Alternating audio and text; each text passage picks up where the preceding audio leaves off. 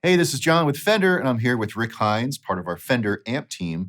In this video, we're looking at the Fender Tone Master series of amps, which includes the Twin Reverb as well as the Deluxe Reverb. Now, in this video, we're looking at the Deluxe Reverb. It sure looks like a Deluxe Reverb. It sounds like a wonderful Deluxe Reverb, but what is it really? So Rick is here to talk a little bit about that, and then we'll get into some more tones and features. Well, the Tone Masters have been a journey for us for about 3 years. We've been in the digital amp realm for a while. Mustangs have been very successful, all the way back to, G-Decks. But we wanted to do something a little different. We wanted to see how far we could take in the digital realm replicating a tube amplifier. Sure. People love the way that tubes sound, the way that they feel.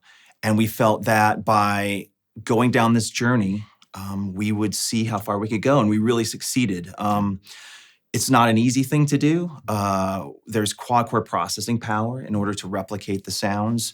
There's convolution reverb to make sure that the spring reverb sounds exactly the way you want it to. Studio quality. Yeah, but all those things really, ultimately what we're talking about is an amp that when you play it, it feels exactly the way you want it to feel, like a tube amplifier that you just end up playing, you end up creating. It's not about the digital realm. It's about an amp that sounds great. Right. It has a ton of really cool features that are added because of the fact that it's digital. It makes it the ultimate kind of player's amplifier to grab and go or record at home. All right, so let's take a look at the amplifier, approach it like it's a Deluxe Reverb. You'll notice all the same controls. The layout of the panel is exactly the same. We have your normal channel, high and low inputs. We have volume, treble, and bass, and then over to vibrato channel, high and low inputs, volume, treble, bass, and then reverb and vibrato controls. All right, so we'll start off with about 3 here. 3, 4, it's still relatively clean. And then like any Deluxe Reverb, again, it's around 5, you start breaking up and getting that nice natural overdrive. And again, when the higher you go in the volume, right, you have to back off on the bass so it cuts better. So let's hear that. We'll start off at 3. You can hear that tone.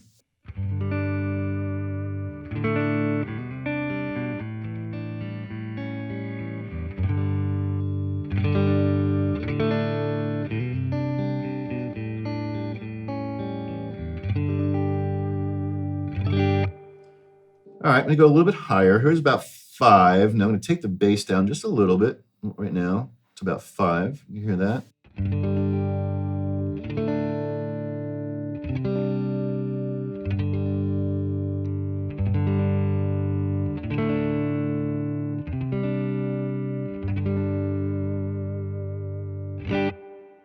All right, so now let's go, how about 7 or 8? So I'm gonna take the reverb down just a little bit, and then the bass down a little bit more.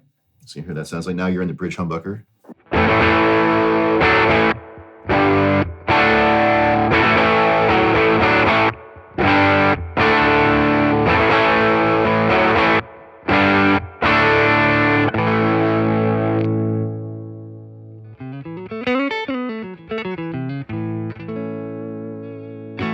That's nice. So when you roll back on the volume, it really responds to that and cleans up that kind of old school channel switching. All right, now let's roll it up to about 8.5. I'm going to take the bass down even more, and then Rick is going to rock out.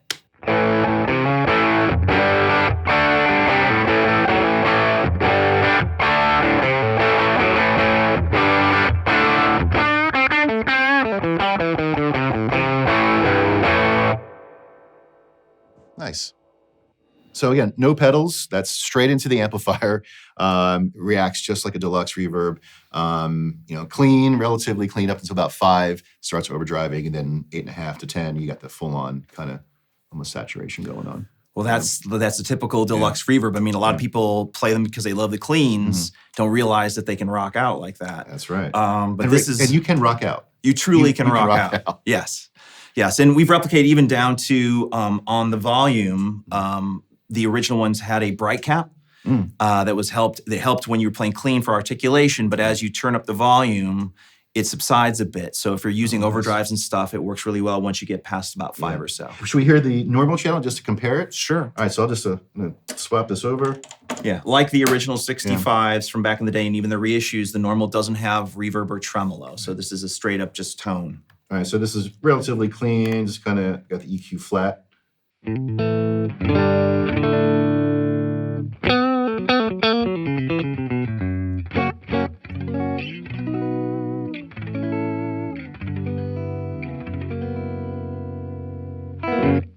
All right, and again, let's see what happens when you get it to about 8.5. I'm going to back off in the bass a little bit, take the treble up.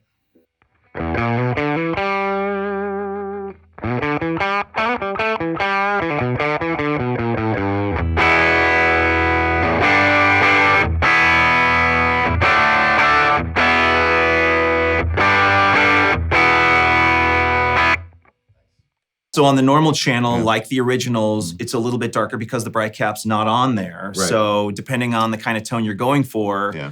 that might be the perfect channel for you to use. Yeah, if you have a brighter guitar, I guess, right, single coil pickups, whatever, you might find that this works better for you, or whatever pedals you have going into it.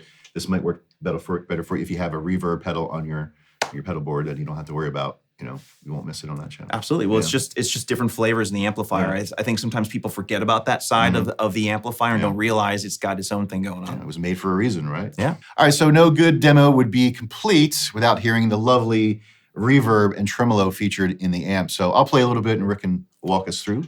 Absolutely. Well, let's start with the reverb. As I mentioned, the convolution reverb is a very, very thorough and complicated reverb. Yeah. And to get the sound of those springs in the amplifier, we really needed to do our homework and get it right. So we'll start you with a little bit of reverb. I'm going to crank you all the way up, and we're going to go into Surf City, okay? Great.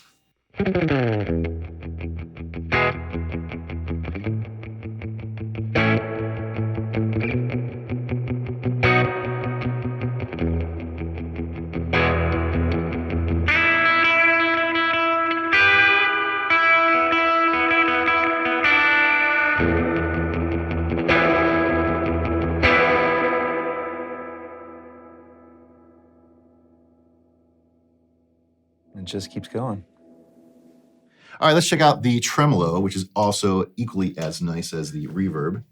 Yeah, so something to keep in mind when we did these is we were using several different amps to try and find the perfect sound. So when we did the tremolo and reverb, we were also comparing against vintage deluxes and the current ones off our line to find like the perfect sweet spot. So we think we found it in the tremolo. Well, let's take a listen. I'll play some, and you can control the speed and intensity.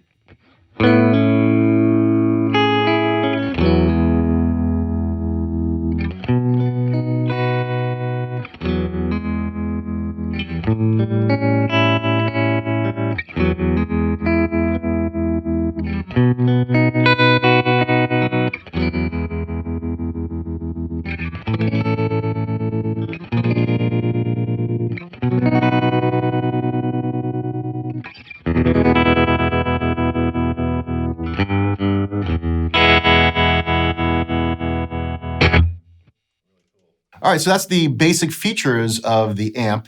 Now we can take a look at the stealth features. And Rick, why don't you talk a little bit about what they are and then how they're a benefit to players?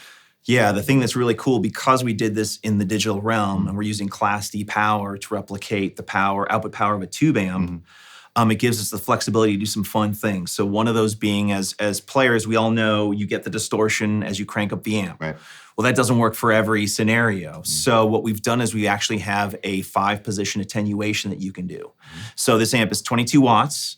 You can take it all the way down from that to 0.2 watts. The attenuation has 5 positions. You can go from the full 22 watts down to 12, 5, 1 watt, half a watt, down to 0.2 watts. So, so for practicing at home, it makes it really great feature. Obviously, if you don't want to upset the neighbors or family and you want to get the great tone. For recording as well. I mean, you can mic up your amp, and it's like you can barely hear it outside of the room that you're in.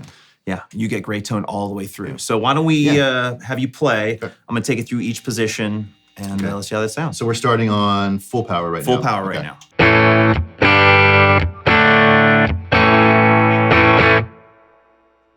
12 watts.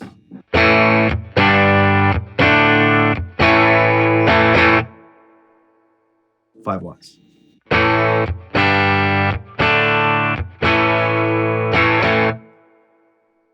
$1 watt. Still good, still good, still feeling good.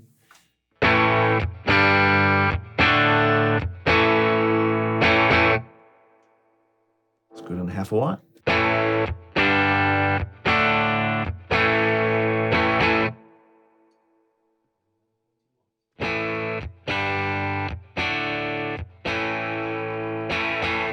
I mean, it's really cool because it still has that, you still feel the feel of a tube amp, even at full volume or where I can barely hear it. It still retains that same feel when I'm playing. It's really nice. Wow. Yeah, it's because of doing it in the digital realm by using attenuation, you don't lose the tone, you only bring down the volume. Yeah, so cool. The great byproduct of having the attenuation is that because the original Deluxes and Twins, the only way you got distortion was turning them up. That's not really conducive for playing at home sometimes or certain bars or wherever you're recording. By using attenuation, you can bring down the overall volume, crank up the amp, and get the distortion that you want out of the amplifier, which is a really nice feature. Yeah, we demoed that earlier in Yeah. the video. Yeah. All right, and if that wasn't enough, we can also talk about the XLR out with the cabinet IRs, and if you want to explain a little bit what that is and how cool that is. Yeah, well, that's something that's been a new technological advance in the past few years, and that IR means impulse response. And for us, we did it on our own. We wanted to make sure that when you record this direct out, that it sounds like the amp in the room. Right. So we actually did do the simulations where we mic'd up the amplifier with a ribbon mic and with a dynamic mic. So you have the ability on the back. You can set it so that it has no emulation or no IRs, so that if you're going into another amplifier and you don't want coloration, position 1 is going to be a dynamic mic, like an SM57, and then position 2 is going to be a ribbon mic. And the thing is, dynamics are great for when you're playing live because they really help cut in the mix.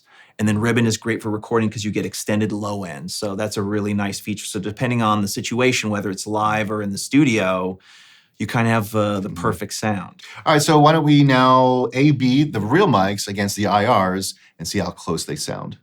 So why don't we start with the 57 mic and see how that sounds, and then we'll switch over to position 1 on the IRs. Great.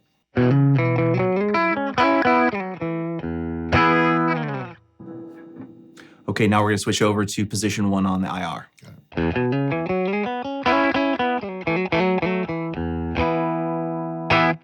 All right, let's switch over to the ribbon mic. So we've got the Royer 121 right there. Now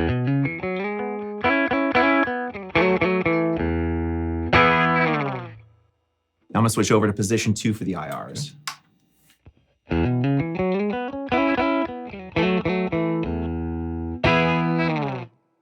The great thing about the XLR is that it has a line level and ground lift, so you can reduce any sort of issues you're going to have playing live with lighting, things like that. Right. All right, so one other feature I want to mention, because I think it's really cool, as all the features are. So we talked a little bit in the beginning about different types of players who would play the amp. Now, if you're a player using in-ears on stage and you don't have any stage volume at all, this also has a standby, right? But when you're in standby, you can still get the signal out of the XLR, right? Yeah, absolutely. So let's just show. Yeah. When it goes in standby, you'll notice that the jewel turns orange. That means that the speaker is disabled, but you're still getting the signal out of the XLR. So you can record at home silently. You can play on stage, as you said, using in-ears. We know a lot of like praise and worship and places like that, you can't have any stage volume. Right. So it's a great solution for that. So people that are recording at home, people that are playing on stages with no volume, that makes it really a really easy and functional amplifier to use in most situations. And that's on standby, right? So we can't hear it here on set, but you should be able to hear it.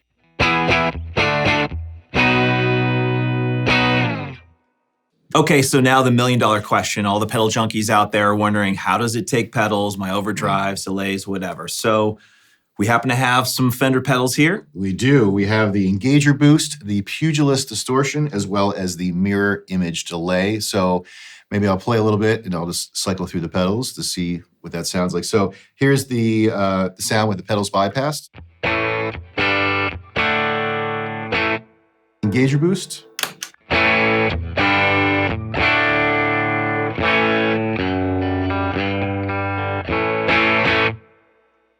Okay, Engager Boost off. Here is the Pugilist Distortion. Again, bypass with distortion.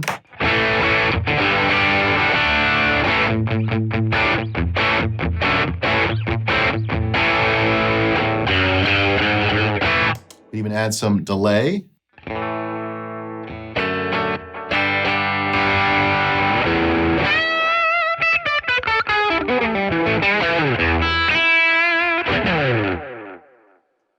Sounds good to me. All right, thanks for stopping by to check out the Fender ToneMaster Deluxe Reverb, an amazing amp, amazing features. I will mention it also comes with a 2-button foot switch to control the reverb and tremolo. And thank you to Rick for stopping by to tell us all about it.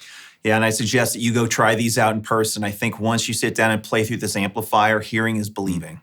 You can head over to Fender.com for more information on the full ToneMaster amp series, and stay tuned here for more videos. We'll see you soon.